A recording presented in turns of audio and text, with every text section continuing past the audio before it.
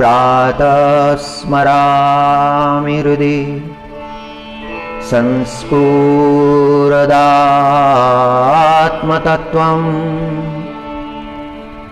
सच्चित्सुखं परमहंसगतिं तुरीयम् यत्स्वप्नजागर सुषुप्तमवैति नित्यम् तद्ब्रह्म निष्कलमहं न च भूतसङ्गः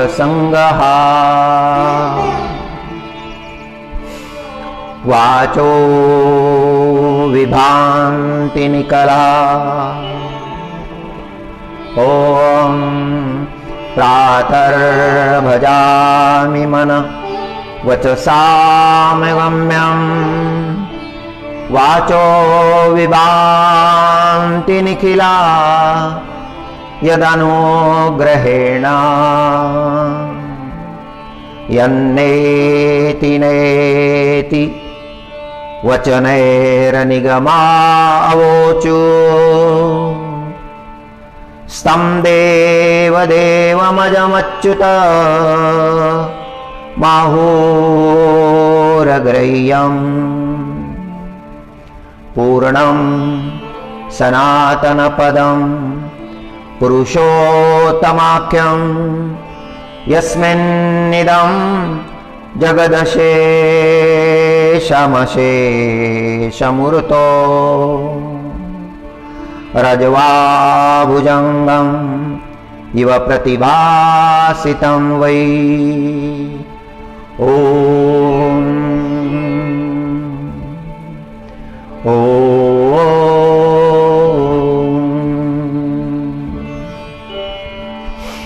यदुर्लभं यदप्राप्य मनसो यन्नगोचरं तदप्यप्रार्थितं ध्यातो ददाति मधुसूदनः यदुर्लभं यदप्राप्यं मनसो यन्नगोचरं तदप्यप्रार्थितं ध्यातो ददाति मधुसूदनः।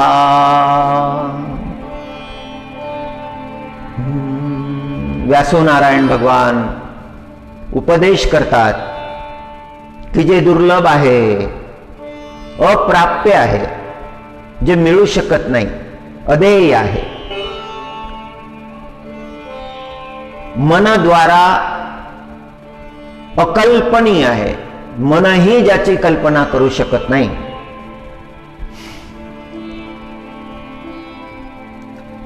नारायण भगवानला शरण गेल्यानंतर, प्रभूला शरण गेल्यानंतर जे मागितलं नाही, ज्याचं चिंतन केलं नाही, ते सुद्धा प्राप्त होतं। यद दुर्लभं यदप्राप्यं मनसो यन्नगोचरं तदप्यप्रार्थितं ध्यातो ददाति मधुसूदनः। ते सुद्धा नारायण भगवान देऊन टाकतात, ज्याची कल्पनाही केली नाही। अनंत सुखाची प्राप्ती, अनंत आनंदाची प्राप्ती। प्रभूची कृपा झाली तर अप्राप्य असं काय आहे? प्रल्हादजींनी कुठे राज्य मागितलं होतं? निष्काम भावानं प्रल्हादजी महाराज नारायणाचं भजन करीत होते। कुठे राज्य मागितलं होतं? कोणत्या सुखाची अपेक्षा केली होती? पण प्रभूची कृपा अशी झाली की एक मन्वंतराचं भूतलाचं राज्य त्यांना प्राप्त झालं। त्यांना युद्ध करण्याची आवश्यकता नाही पडली. अंतर्गत आणि बाह्य दोन्ही प्रकारचे क्लेश त्यांना सहन करावे लागले नाही. प्रभूची कृपा झाल्यानंतर एक मन्वंतराचं राज्य प्रल्हाद महाराजांनी भगवत भजनामध्ये घालविलं. ओम ओम बहायते ते नयने नराणाम, बहायते ते नयने नराणाम, लिंगाणि विष्णोर्न निरीक्षितो ये. प्रभू कृपा आहे, हा सुंदर देह मिळालेला आहे, हा देह प्राप्त झालेला आहे. परमात्म्याचं दर्शन करण्यासाठी नेत्र प्राप्त झालेले आहे. पण जर या नेत्रांनी त्या पांडुरंगाचं दर्शन घेतलं नाही, त्या विठ्ठल भगवानचं दर्शन घेतलं नाही, तर मग हे नेत्र मोरपंखावर असलेल्या नेत्रासारखेच आहेत, व्यर्थ झाले. बहायते ते नयने नराणाम, लिंगानि विष्णोर्न निरीक्षतोये. श्रीमद भागवतामध्ये सूतजी महाराज नैमिषारण्याच्या ऋषींना सांगतात, व्यासनारायण भगवान श्री शुकदेवजी महाराजांना सांगतात, श्री शुकदेवजी महाराज परीक्षित महाराजांना सांगतात, संत महात्मे तुम्हा आम्हा सर्वांना सांगतात. बायते ते नयने नराणाम, लिंगानि विष्णोर्न निरीक्षतोये. की बाबा, हा सुंदर देह तुला प्राप्त झालेला आहे, या देहाचा सदुपयोग कर, या नेत्रांनी त्या परमात्म्याचं दर्शन कर, हरीचं दर्शन कर. हे जीवन व्यर्थ जाऊ देऊ नको. संत महात्म्यांच्या अंतःकरणामध्ये तळमळ आहे.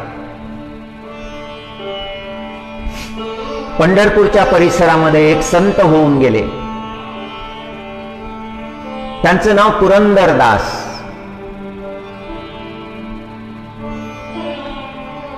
त्यांची पत्नी फार परमात्म्याची भक्त होती, पांडुरंगाची भक्त होती. वरदप्पा नायक नावाचे एक श्रीमंत गृहस्थ होते. वरदप्पा नायकांना वाटायचं की त्यांचाही पुत्र त्यांच्या सारखाच झाला पाहिजे. पुत्राचं नाव होतं श्रीनिवास नायक आणि पित्याच्या आज्ञेप्रमाणे श्रीनिवास वागत होता. धनसंपदा विपुल होती. श्रीनिवासच्या मनामध्ये आलं की जेवढी पैतृक संपत्ती आहे त्याच्यामध्ये वाढ करायची, आणि तो तसं करायला लागला. फार मोठं सोन्या चांदीचं दुकान होतं, रत्नमण्यांचं दुकान होतं. लांबून व्यापारी येत असत, व्यापार मोठा चालत होता. धनसंपदा वाढत गेली. चारही दिशानं धन येऊ लागलं. इतकं धन झालं, पण धनाची आशा, वित्तेषणा तृप्त होत नसते. श्रीनिवासला असं वाटायला लागलं की याच्याही पेक्षा जास्त धन आपण प्राप्त केलं पाहिजे, दक्षिण देशामध्ये मान्यता झाली पाहिजे. धनाची प्राप्ती होत गेली आणि श्रीनिवासचा स्वभाव बदलत गेला, कृपण झाला. कधी कुणाला दान तो देत नसे. परमात्म्याला असं वाटलं की याच्या अंतःकरणामध्ये धनेशा, वित्तेषणा निर्माण झालेली आहे, ही दूर करायला पाहिजे. म्हणून परमात्म्यानं एका ब्राह्मणाचं रूप धारण केलं.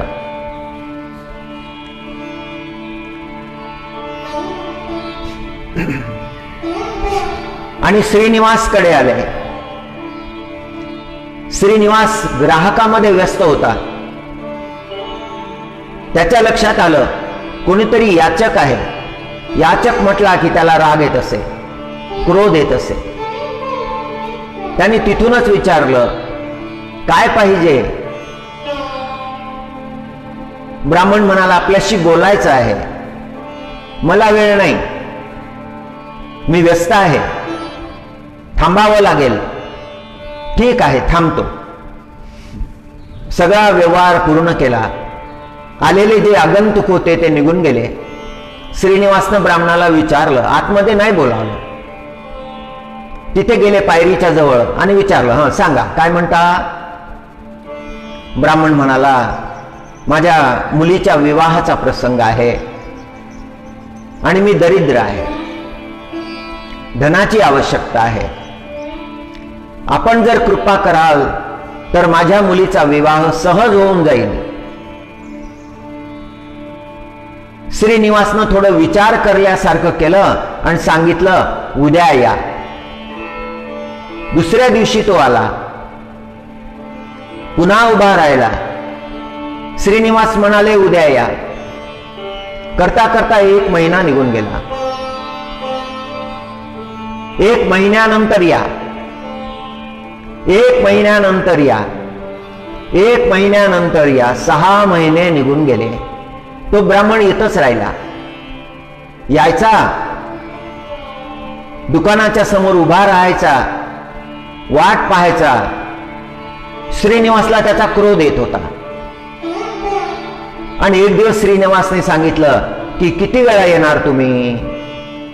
तुमच्या लक्षात आलं नाही का? तुम्हाला धन मला द्यायचं नाही, तुमच्यासाठी माझ्या जवळ धन नाही, आता पुन्हा येऊ नका.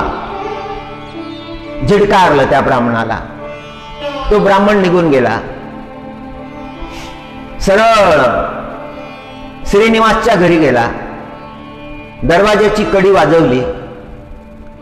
श्रीनिवासच्या पत्नीनं दरवाजा उघडला. समोर त्या ब्राह्मणाला पाहिलं. ही परमात्म्याची लीला आहे. भक्ताच्या जीवनामध्ये कसा परमात्म्याच्या कृपेचा प्रकाश पडतो तो प्रसंग या ठिकाणी वर्णन केलेला आहे. श्रीनिवासच्या पत्नीनं दरवाजा उघडला. समोर पाहिलं एक दरिद्री ब्राह्मण. विचारलं, काय सेवा करू? ब्राह्मणानं वृत्तांत सांगितला, कन्येचा विवाह करायचा आहे, धनाची आवश्यकता आहे, तुमच्या पतीकडे पुन्हा पुन्हा गेलो, 6 महिन्यापासून जात होतो. सुरुवातीला म्हणाले उद्या या, उद्या या, उद्या या. नंतर म्हणाले महिन्यानंतर या. त्यांच्या म्हणण्याप्रमाणे जात राहिलो, पण त्यांनी काहीच दिलं नाही. पत्नीला मोठा पश्चाताप वाटला. हे आचरण योग्य केलं नाही. पत्नी म्हणाली, थांबा. पत्नी आतमध्ये गेली, देवघरात गेली. पांडुरंगाचा विग्रह होता, विठ्ठल भगवानचा विग्रह होता. हात जोडले पांडुरंगाला, पांडुरंगा, माझ्या पतीचं आचरण फार चुकत आहे. वित्तेषणा एवढी वाढली आहे त्यांच्या मनामध्ये, धनासाठी एवढे कठोर झालेले आहेत, कृपण झालेले आहेत की आपला परका कोणाचाही विचार करत नाही. मला सुद्धा काही देत नाहीत. या दरिद्र ब्राह्मणाला काही देण्याची इच्छा आहे. पांडुरंगा, आज मी काय करू मला कळत नाही. नमस्कार करत असताना नाकाला स्पर्श झाला. नाकाला स्पर्श झाल्यानंतर सोन्याची नथ ज्यामध्ये हिरा जडवलेला आहे त्या नथीला स्पर्श झाला. आणि लक्ष्मीनं, श्रीनिवासच्या पत्नीचं नाव लक्ष्मी होतं, लक्ष्मीनं ती नथ काढली आणि बाहेर येऊन त्या ब्राह्मणाच्या हातावर ठेवली की आता या नथीचा काय उपयोग होईल तो करा, तुमची अडचण दूर करा. ब्राह्मणानं धन्यवाद दिले, आशीर्वाद दिले. ब्राह्मण निघून गेला. बाजारपेठेमध्ये ती नथ विकण्याचा प्रयत्न केला. जे धनसंपन्न सोनं विकणाऱ्यांचे दुकानं होते त्या सगळ्या दुकानांमध्ये चौकशी केली, कोणीही ती नथ घ्यायला तयार नव्हतं. सगळे हेच म्हणायचे, हिची रक्कम मोठी होईल, आम्ही घेऊ शकत नाही. आणि मग सगळ्यांनी सुचवलं की तुम्ही श्रीनिवासकडे जा, तोच घेऊ शकेल, त्याच्या एवढा श्रीमंत इथे कोणीच नाही. आणि शेवटी ब्राह्मण श्रीनिवासकडे आला, दुकानाच्या समोर उभा राहिला. श्रीनिवासने पाहिलं, पुन्हा तुम्ही, आता काय पाहिजे? सांगितलं ना तुम्हाला, एकदा सांगितलेलं कळत नाही का? ब्राह्मणानं हात जोडले, महाराज आता मागायला नाही आलो, आता एक अशी वस्तू माझ्याजवळ आहे की जी खूप महाग आहे, ती वस्तू खरेदी करण्याची ऐपत तुमच्याशिवाय दुसऱ्या कोणाजवळ नाही. सगळ्यांनी मला तुमच्याकडे पाठवलं. ही नथ घ्या, ही सोन्याची आहे, याच्यामध्ये हिरा आहे. ही नथ घ्या आणि याची जी रक्कम होईल ती मला द्या. पुरंदरदासाच्या हातावर, श्रीनिवासच्या हातावर ती नथ ठेवली. ती नथ पाहता बरोबर श्रीनिवास दचकले. सांगितलं की या नथीची किंमत तुम्हाला उद्या मिळेल. आतमध्ये गेले, तिजोरीमध्ये ती नथ ठेवली, तिजोरी बंद केली. नौकरांना सांगितलं सगळं आवरून घ्या, दुकान आवरलं गेलं. परत आले श्रीनिवास, कडी वाजवली, पत्नीनं दरवाजा उघडला, चेहऱ्याकडे पाहिलं, नाकामध्ये नथ नव्हती आणि विचारलं, रागाने विचारलं, नथ कुठे? पत्नीनं उत्तर दिलं, खोटं बोलली, आतमध्ये आहे, आत्ताच्या आत्ता घेऊन ये, मला पाहायची आहे नथ.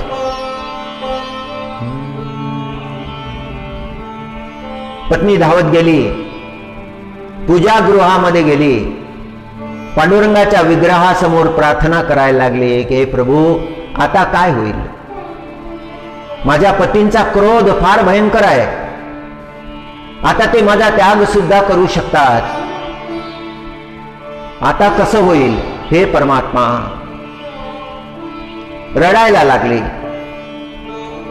हात पुढे केले आणि ओंजळीमध्ये नथ पडली. कुठून पडली काही कळेना. पांडुरंगाला आपलं रक्षण करायचं आहे हे लक्ष्मीच्या लक्षात आलं. लक्ष्मी नथ घेऊन आली, पुरंदरदासाच्या हातावर नथ ठेवली, मान खाली घातली. श्रीनिवासने ती नथ पाहिली, विचार केला, ही तर तीच नथ आहे, ही तर मी तिजोरीमध्ये बंद करून आलो आहे, आता ही कोणती नथ माझ्या हातावर ठेवली?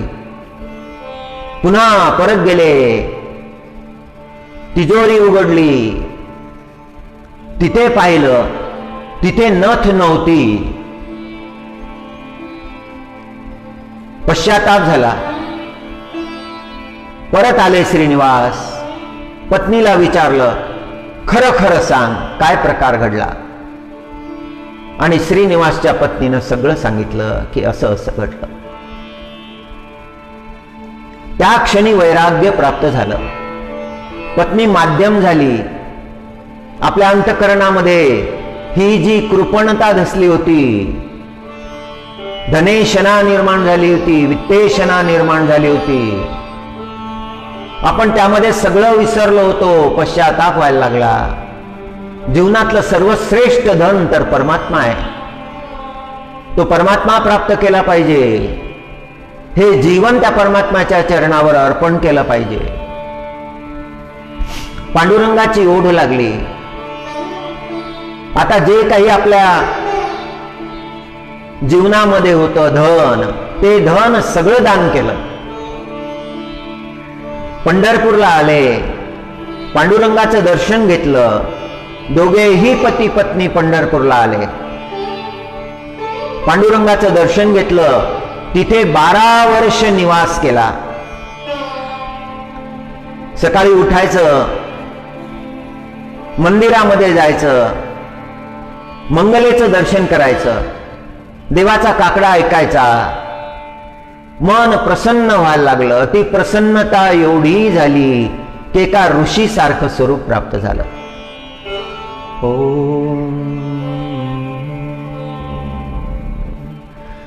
श्रीनिवासचा समाचार विजयनगरच्या राजाला मिळाला आणि मग विजयनगरला गेले. विजयनगरच्या राजाला करुणा आली.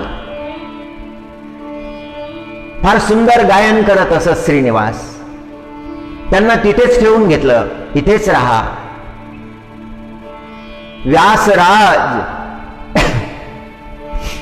त्यांचे गुरु होते. त्या व्यासराजकडे पाठवलं आणि त्या व्यासरायनं त्यांना नाम दिलं पुरंदरदास. भक्तराज पुरंदरदास. जसे नामदेव महाराजांचे अभंग आहे तशाच प्रकारचे पुरंदरदास यांचे कानडी भाषेमध्ये अभंग आहेत. कर्नाटक देशामध्ये भक्तीचा प्रचार केला. पांडुरंगाची भक्ती. अजन्म देवाचं गायन करत राहिले. विठ्ठल नाम घेत राहिले.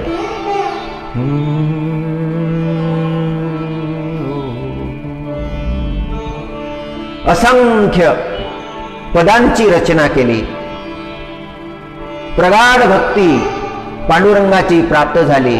भक्तीमध्ये तल्लीन झाले. ओम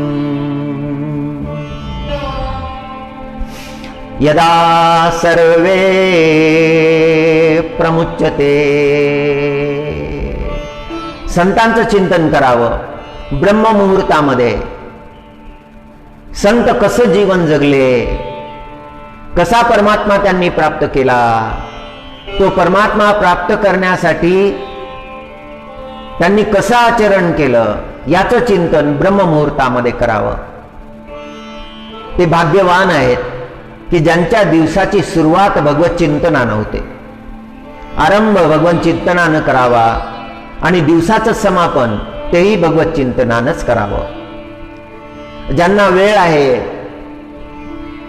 अवधी आहे, त्यांनी शास्त्राचं अवलोकन करावं.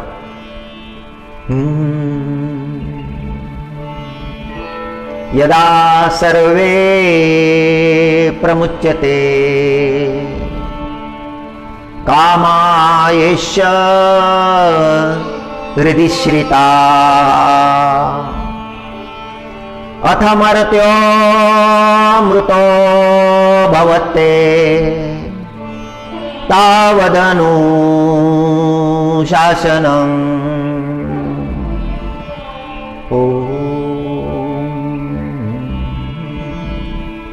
मनुष्याच्या अंतकरणामधल्या सगळ्या कामना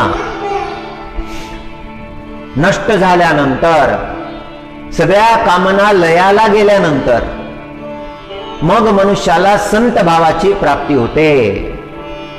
मग शुद्ध भावाची प्राप्ती होते. पुरंदरदासजी महाराजांच्या जीवनामध्ये आधी वित्तेषणा होती, पण प्रभूनं कृपा केली. प्रभूलाच काळजी पडली होती की याचा जन्म हे कार्य करण्यासाठी झालेला नाही. हा फार मोठा भगवत भक्त आहे, अनेकांना परमार्थाचा मार्ग दाखविणारा आहे. म्हणून प्रभूच्या कृपेनं सगळ्या मनामधल्या आसक्ती, ममता नष्ट झाल्या. अंतकरण शुद्ध भावानं, भक्तिभावानं भरून गेलं.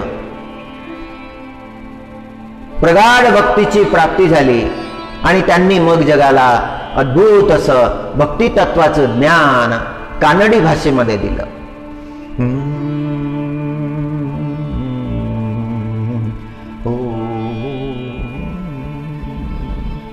दिवसभर मनुष्याला बोलावं लागतं. मनुष्य दिवसभर बोलत असतो, बोलतच राहतो. कारण असतानाही बोलतो, कारण नसतानाही बोलतो. पण सगळंच काही श्रेष्ठ बोलत नाही. त्यातलं बरचसं त्याज्य असतं, बरचसं विचारात घेण्यासारखं नसतं. पण संत महात्म्यांच्या जीवनामध्ये हा नियम लागू पडत नाही. संत महात्मे श्रेष्ठच बोलतात, त्यांच्या वाणीमध्ये परमात्माच असतो, त्यांच्या वाणीमध्ये शास्त्रच असतं, शास्त्राचं तत्वच असतं. श्रीमद भागवत पाहिलं तर आपल्या लक्षात येतं व्यासोनारायण भगवानची वाणी दिव्य उपदेश करते प्रत्येक प्रसंगामध्ये.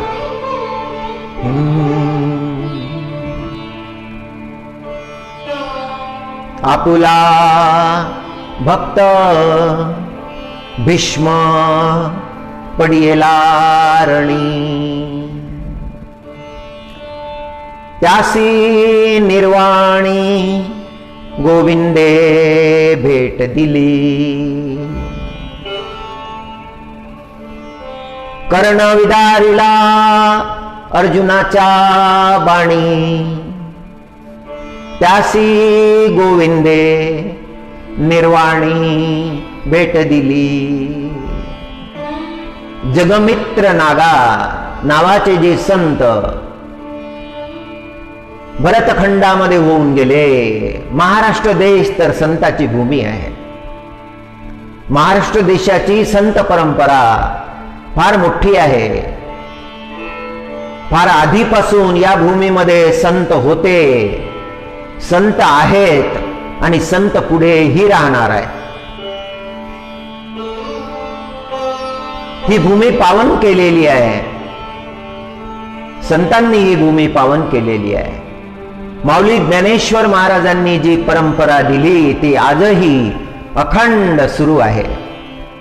माऊलीचा प्रभाव आहे. दिव्य असं ज्ञान माऊली ज्ञानेश्वर महाराजांनी प्रगट केलं. ज्ञानाचा दीप उजळिला.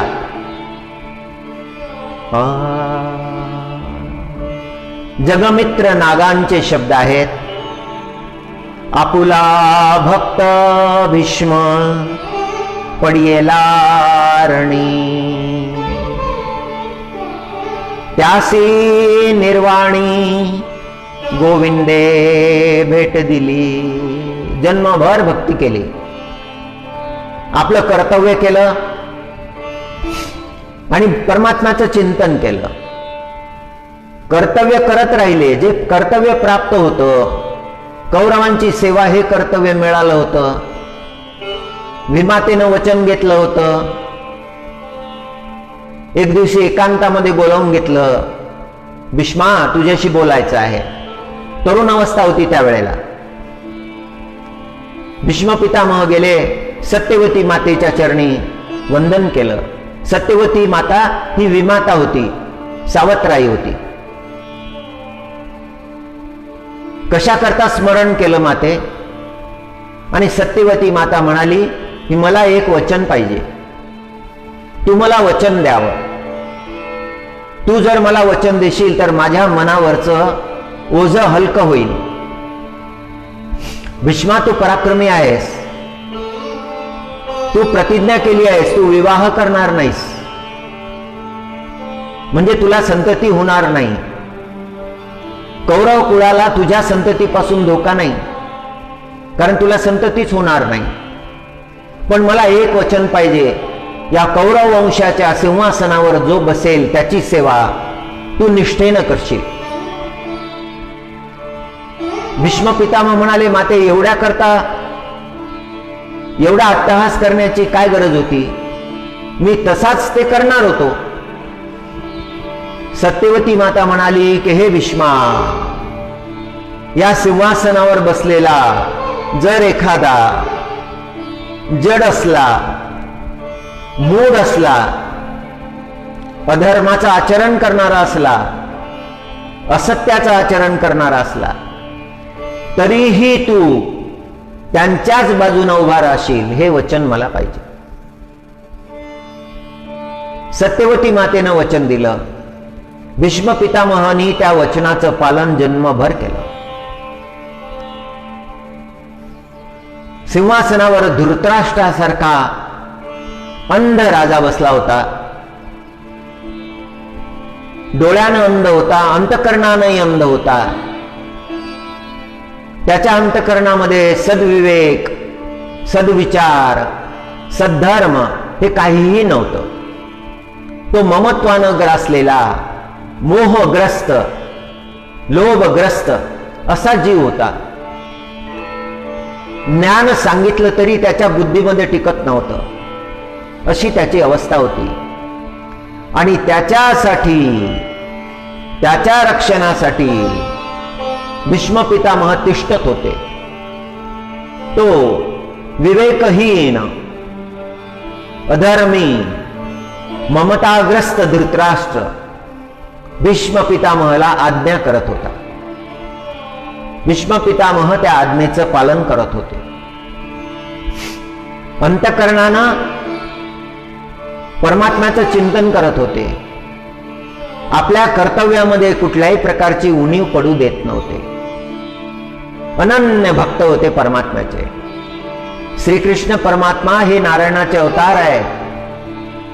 जेव्हा श्रीकृष्ण परमात्मा कौरव सभेमध्ये आले, शिष्टाई करायला लागले, पांडवांची बाजू मांडायला लागले, तेव्हा दुर्योधनानं म्हटलं होतं, हे वासुदेव, तुम्ही पांडवांचे पक्षपाती आहात, पांडवांची बाजू घेता. पांडव तुम्हाला प्रिय आहेत, कौरव तुम्हाला प्रिय नाहीत. पण कौरवांचा काय अपराध आहे, काय चूक आहे कौरवांची? दुर्योधन बोलायला लागला. दुर्विचार आला दुर्योधनाच्या मनामध्ये. आपल्या भावांना सांगितलं, वासुदेवाला बंदी करा. आणि तयारी सुरू झाली. भीष्म पितामहाच्या लक्षात आलं की कौरव आता भयंकर आचरण करणार आहे, श्रीकृष्ण परमात्म्याला बंदी करण्याचा प्रयत्न करत आहेत. उठून उभे राहिले भीष्म पितामह आणि कौरवांना सांगितलं की अरे मूढांनो, कौरवांनो, तुम्हाला हे मनुष्य वाटतात का? हे साक्षात नारायण आहेत, परमात्मा आहेत. यांना बंदी करण्याचा प्रयत्न करू नका. आणि त्या क्षणी श्रीकृष्ण परमात्म्याने दिव्य असं स्वरूप दाखवलं होतं. कौरवांचे डोळे दिपले होते. महाज्ञानी होते भीष्म पितामह, त्रिकाल ज्ञानी होते. मागचं सगळं स्मरण होतं. वर्तमान भयंकर दिशेनं चाललेलं आहे हेही कळत होतं. आणि भविष्याची चिंता वाटत होती. कर्म बिघडले होते कौरवांचे. ते कर्म सुधारण्याचा प्रयत्नही करत होते, कारण तेही कर्तव्यच आहे. कौरवांना सांगत होते की ज्या मार्गाने तुम्ही जात आहात हा मार्ग विनाशाकडे जात आहे. या मार्गाचा त्याग करा, परमार्थ मार्ग धरा. परमात्म्यानं सगळं दिलेलं आहे, कोणती उणीव आहे? कौरवांना समजेल अशा भाषेत सांगत होते. पण कौरव त्यांचे शब्द स्वीकारत नव्हते. दुर्योधन फार हट्टी. त्या दुर्योधनासाठी युद्ध करावं लागलं, कुरुक्षेत्राचं भयंकर युद्ध. आणि 10व्या दिवशी भीष्म पितामह पडले, रथामधून पडले. भूमिस्पर्श नाही झाला शरीराला.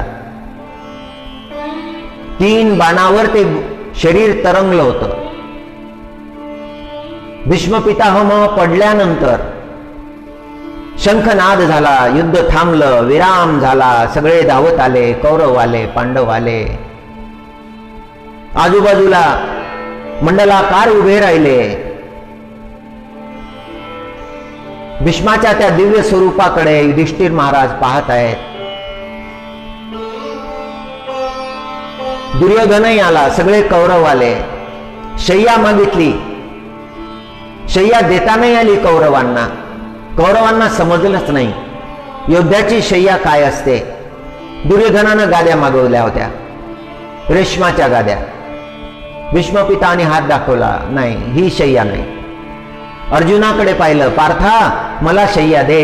आणि अर्जुन महाराजांनी भराभरा बाण मारले. बाणाची शय्या तयार झाली. ते शरीर त्या शय्येवर विसावलं, बाणाच्या शय्येवर शरपंजरी पडले होते भीष्म पितामह. आणि त्याही अवस्थेमध्ये परमात्म्याचं चिंतन. कौरव आले, पांडव आले, संत महंत सगळे आले. भीष्म पितामहाच्या भेटीसाठी सगळे आले. आणि साक्षात तो परमात्मा, तो लीला पुरुषोत्तम, तो श्रीकृष्ण परमात्मा त्या ठिकाणी प्रगट झाला. भीष्म पितामहाला धन्यता वाटायला लागली. माझा परमात्मा ज्याचं चिंतन मी जन्मभर केलं तो आज माझ्या समोर आहे, आज मला दर्शन देत आहे. त्या परमात्म्याचं दर्शन प्राप्त झालं. जगमित्र नागा या संतानं सुंदर वर्णन केलं. आपुला भक्त भीष्म पडियला रणी. रणांगणावर आहे त्यासी गोविंदे निर्वाणी भेट दिली. परमात्मा आले भेट देण्यासाठी. परमात्म्याची अद्भुत कृपा आहे. तो परमात्मा भक्तांचा सांभाळ करतो. संत महात्मे हे आपल्याला उपदेश करतात. व्यासो नारायण आपल्याला उपदेश करतात. आचरणाचं शास्त्र सांगतात. आचरणाबद्दल सावधान असावं. जे संतांनी सांगितलं त्याचं अनुकरण करावं. त्याचं अनुकरणही करावं, त्याचं अनुसरणही करावं.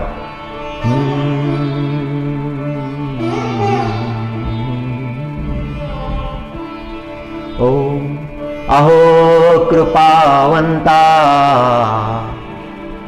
होय बुद्धीचा दाता. अहो कृपावंता होय बुद्धीचा दाता. जेणे पाविजे उद्धार होय तुझी पायी थार. वदवी हे वाचा भाव पांडुरंगी साचा. तुका म्हणे देवा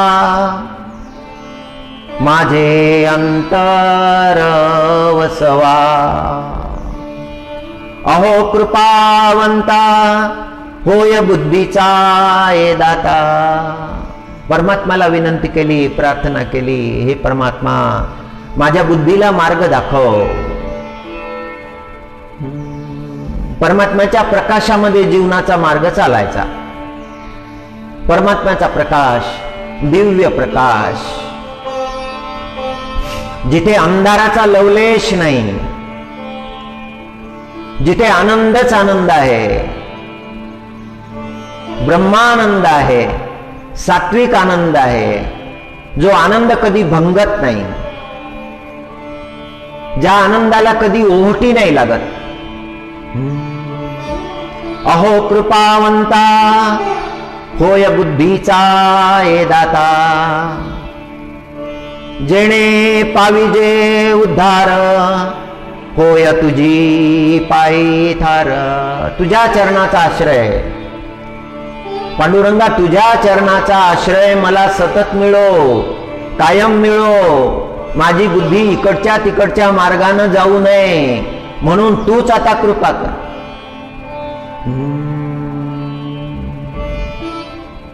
माझ्या वाणीनं तुझं नाम माझी वाणी घेत राहो. माझी वाणी तुझे, माझी वाणी तुझे वर्णी गुण नाम. देयेसे प्रेमा काही कळा. पांडुरंगा, माझ्या वाणीनं केवळ तुझं नाम, तुझ्या नामाचाच जयघोष करत राहो. माझी वाणी तुझ्या नामाचाच उच्चार सदा होत राहो. माझी वाणी तुझे वर्णी गुण नाम. देई माझा प्रेम काही कळा. ओ तुका म्हणे देवा माझे अंतर वसवा. परमात्मा निवास करा माझ्या अंतःकरणामध्ये.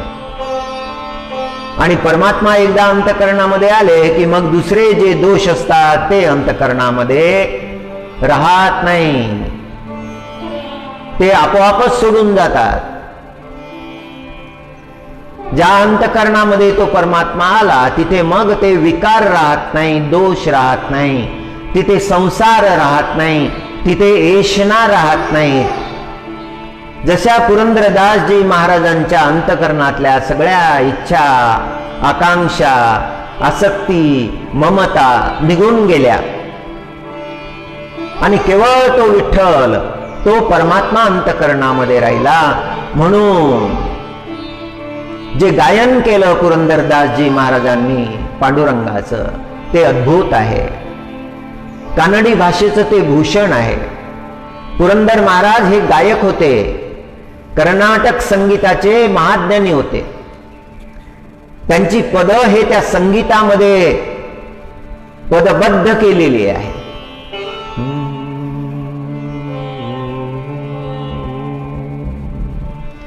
हरि ओम.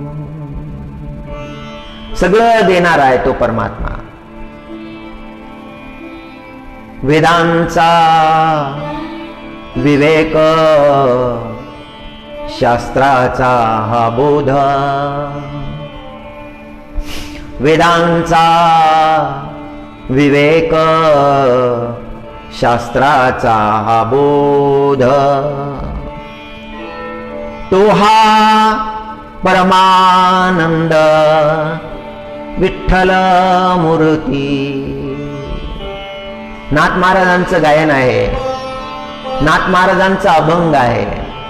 हा विठ्ठल कोण आहे? विठ्ठलाच्या स्वरूपाचं वर्णन करतात. रात्रंदिन केवळ त्या पांडुरंगाचं चिंतनच आहे. रात्रंदिन केवळ त्या पांडुरंगाची सेवा आहे. अखंड हरिनाम स्वतःही घेतात आणि सगळ्यांकडून करवून घेतात. दररोज भागवताचा प्रसंग, पुराणांचा प्रसंग, नाथ महाराजांच्या वाड्यामधला सत्संग कधी संपला नाही. ती भूमी पवित्र झालेली आहे, वास्तव्यानं पवित्र झालेली आहे महाराजांच्या. महाराजांनी तिथे वास्तव्य केलं, शास्त्र प्राप्त केलं गंगेच्या किनारी आणि त्या शास्त्राचा उद्घोष केला गंगेच्या किनारी. हिमालयातून निघालेली गंगा काशीला, तिथे जाऊन शास्त्राभ्यास, तिथे जाऊन तत्व जाणलं, त्या भूमीमध्ये निवास केला, गंगा जल प्राशन करून शास्त्र प्राप्त केले. स्थानाचंही महात्म्य आहे.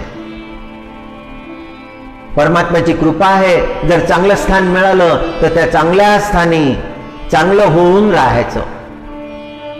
उजेडी राहावे, उजेड होऊन, प्रकाशामध्ये प्रकाश होऊनच राहिलं पाहिजे. आणि जर समजा काही प्रारब्धानं स्थान चांगलं मिळालं नाही तर मग तिथे सुद्धा अंधार जरी असला तरी प्रकाश होऊन राहायचा आहे. आपलं जीवन बहुमोल आहे, त्याचं मूल्यांकन करता येत नाही. ते जीवन अत्यंत महत्वाचं आहे. ते भगवत समर्पित केल्यानंतर धन्य होतं. नाथ महाराजांनी गंगेच्या किनारी निवास केला, काशीला निवास केला, शास्त्र प्राप्त केले, तपश्चर्येनं प्राप्त केले आणि जे जे प्राप्त केले ते येऊन मग दक्षिण गंगा गोदावरीच्या किनारी त्या शास्त्रांचा उद्घोष केला. धन्य ती भूमी आणि धन्य ते स्थान. दिवसभर चिंतन त्या पांडुरंगाचं.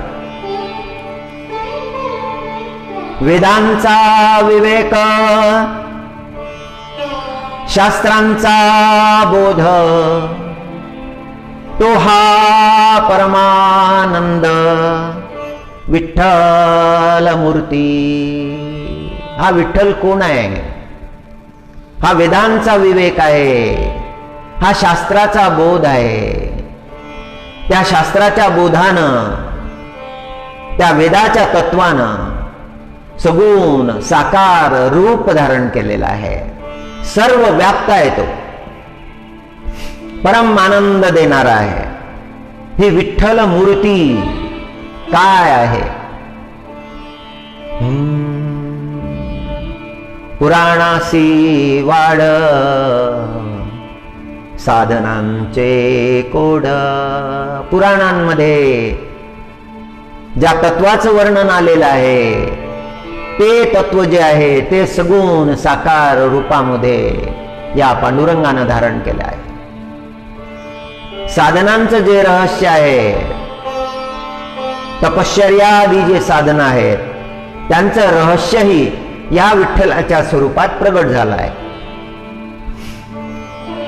पुराणाशी वाड साधनांचे कोड, ते गोडाचे गोड विठ्ठल मूर्ती. ती मधुरता, मधुरतेची मधुरता, तेजाची सतेजता. ओम ओम. पुराणाशी वाड साधनांचे कोड, ते गोडाचे ही गोड विठ्ठल मूर्ती. ब्रह्मादी वंदिती शिवादी जाध्याती, सर्वाशी विश्रांती विठ्ठल मूर्ती. नारद भगवाननी शिव भगवानला सांगितलं होतं, द्वापराच्या अंती सांगितलं होतं की परमात्मा पंढरपूरला जाणार आहेत, रुक्मिणीजीसाठी जाणार आहेत. दिंडीर वनामध्ये रुक्मिणीजी रुसून बसल्या आहेत आणि त्यांच्यासाठी जाणार आहेत. भक्तराज पुंडलिकासाठी जाणार आहेत. भक्तराज पुंडलिक भीवरेच्या तीरावर तपश्चर्या करत आहे, आपल्या माता पित्यांची सेवा करत आहे. सेवेचं व्रत पुंडलिकानं घेतलेलं आहे आणि त्याला वरदान देण्यासाठी, त्याला तृप्त करण्यासाठी, त्याच्यावर कृपा करण्यासाठी द्वारकाधीश विठ्ठल स्वरूपामध्ये तिथे जाणार आहे. हा आनंद नारद भगवाननी प्रगट केला. शिव भगवानला मोठा आनंद झाला. शिव भगवाननी निश्चय केला की त्या भूमीचं दर्शन घेण्यासाठी आपण जावं. आणि शिव भगवान पार्वती मातेच्या सहित, नंदी भगवानच्या सहित पंढरपूरला आले आणि ज्या ठिकाणी परमात्मा येणार आहे त्या भूमीवर शिवभगवाननी लोटांगण घेतलं.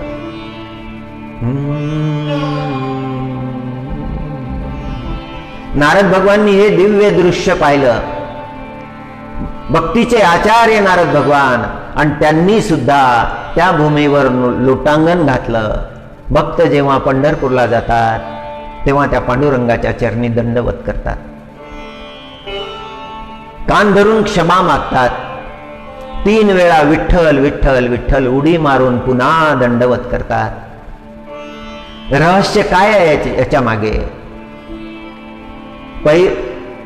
कान धरून पहिली मारलेली उडी विठ्ठल परमात्मा मागच्या जीवनामध्ये काही अपराध केले असतील, तुझे अपराध केले असतील, त्याच्याबद्दल क्षमा करा. परमात्मा स्वभाव असा झालेला आहे की अपराधानंतर अपराध करण्याची प्रवृत्ती आहे. मागे केले, आजही होत आहेत. आज होणाऱ्या अपराधांसाठी सुद्धा क्षमा. विठ्ठल. आणि परमात्मा पुढचं काय सांगावं? जन्मोजन्मी अपराध करण्याचा स्वभाव झाला आहे, पुढेही अपराध होतील, म्हणून त्याच्याबद्दलही क्षमा. आणि मग दंडवत केला. परमात्मा हे करुणा निधान पांडुरंगा क्षमा करा. ब्रह्मादी वंदिती शिवादी जाध्याती, सर्वासी विश्रांती विठ्ठल मूर्ती. पांडुरंगाचं दर्शन शिव भगवाननी घेतलं. जीवनामध्ये फार मोठा त्याग आहे. फार विशुद्ध अंतकरण आहे, अनंत युगांची तपश्चर्या आहे, सृष्टीच्या आरंभापासून तपश्चर्या आहे, सनातन तपश्चर्या आहे. म्हणून त्या शिव भगवानला मस्तकावर धारण केलं पांडुरंगानं. ब्रह्म भगवाननी विठ्ठल भगवानला पाहिलं आणि शांत झाले, शांती मिळाली. ओम शिव भगवानला शांती, ब्रह्म भगवानला शांती, सकळांना शांती देणारे शांती स्वरूप श्री विठ्ठल भगवान. शिवादी ज्या ध्याती ब्रह्मादी वंदिती, सर्वांशी विश्रांती विठ्ठल मूर्ती. सगळ्यांना शांती देणारे मुनिजनाचे ध्यान परम पावन. मुनिजनांनी ज्या स्वरूपाचं ध्यान केलं ते स्वरूप, ध्यानस्थ स्वरूप प्रगट झालं, ते विठ्ठल स्वरूपात प्रगट झालं. मुनिजनांचे ध्यान परम पावन, एका जनार्दनी परम विठ्ठल मूर्ती. एका जनार्दनी परम विठ्ठल मूर्ती. ओम. ब्रह्म मुहूर्ताचा आरंभ भगवत चिंतनानं करावा. ओम. जगद्गुरु शंकराचार्यजी महाराजांनी प्रार्थना केली. प्रातः स्मरामि हृदि संस्फुरदात्मतत्त्वं, सच्चेत्सुखं परमहंसगतिं तुरीयम्. यत्स्वप्नजागर सुषुप्तमवैति नित्यं, तद्ब्रह्म निष्कलमहं न च भूतसंगः. प्रातर्भजामि मन वचसाम्यगम्यं, वाचो विभान्ति निखिला यदनुग्रहेण. यन्नेति नेति वचनैर्निगमावोचस्त्वं, देवदेव मजमच्युतमाहूरग्रह्यम्. पूर्णसनातनपदं पुरुषोत्तमाख्यं, यस्मिन्निदं जगदशेषमशेषमूर्तो, रज्वाभुजङ्गम् इव प्रतिभासितं वै. ओम नमो नारायणाय. ओम नमो नारायणाय.